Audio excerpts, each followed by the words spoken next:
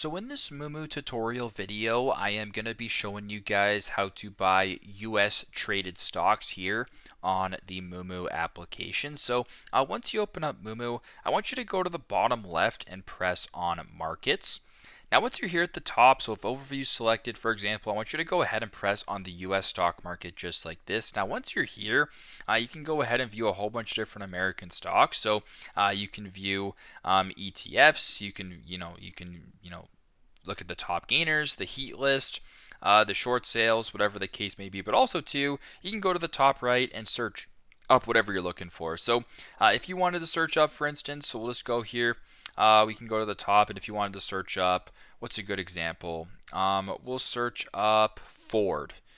Ford Motor Company, ticker symbol F. You were to go ahead and press on this. As you can tell as well on the left-hand side, it does say US in blue. That, of course, indicates that it is a US traded stock. Once you're here, just go to the bottom left and press on trade, and then press on buy.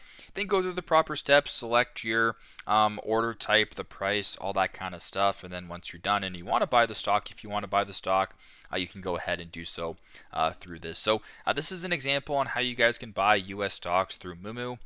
Thanks again for watching, and I hope this video helps.